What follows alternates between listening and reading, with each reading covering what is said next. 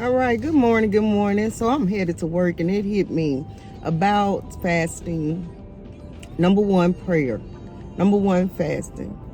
Because it is more than just a natural physical thing. It is a spiritual thing.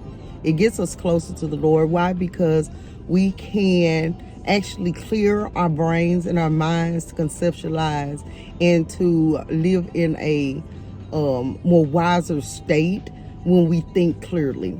Number two is fasting can be, let me not say easy, but I'm going to say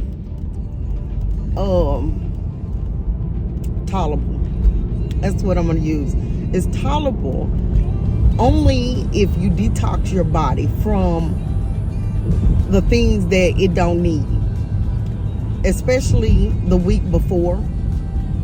So what I found is not having any breads, which have sugar in them, pasta, which are empty carbs, potatoes, which has so much starch in it, refined sugar, pastries, cookies, all the things, right?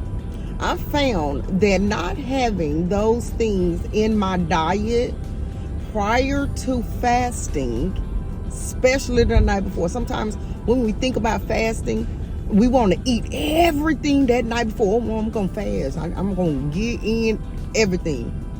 Well, what happens is when you wake up that next morning and throughout the day, you're craving what you put in your body that day before, that week before, and your stomach is growling, and you get a headache, and you're feeling fatigued.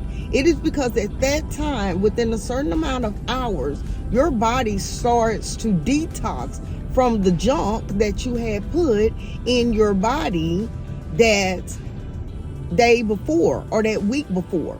So it has to get rid of it, and it's using that energy from it. It's using the organs are working harder to pump out all the stuff that was put into it.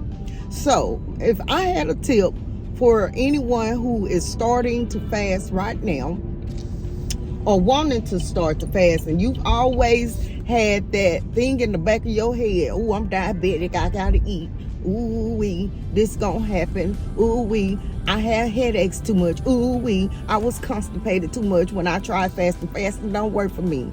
Well, I implore you to try these things first. Number one, take baby steps to get to large fasting. Your first fast should not be 72 hours and 48 hours. Your fasting might look like 8 hours at a time, alternating it that first week. Then that second week, it might look like 12 hours. And then that next week, alternating it, of course. Then that next week, it might look like 16 hours. And then that next week, it might look like 24 hours until you baby step your way up.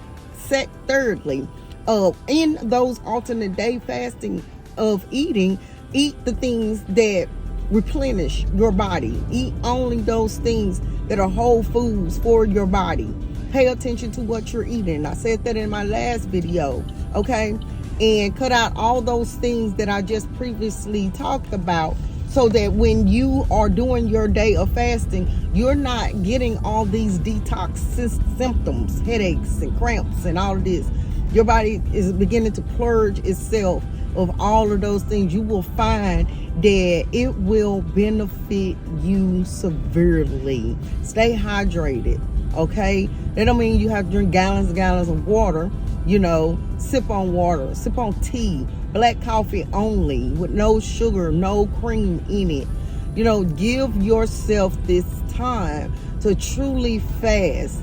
And that's if you are fasting using, without food. If you're dry fasting without food or liquids, I don't suggest doing it right now. Again, baby steps for days, because then your body will go into shock.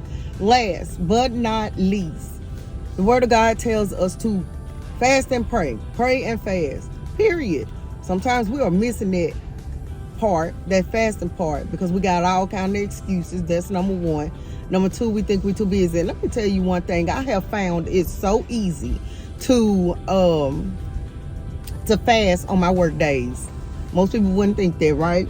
And the only reason that I say that is because I don't got to worry about bringing nothing with me but my water, period. And that's the best part. Y'all have a good day.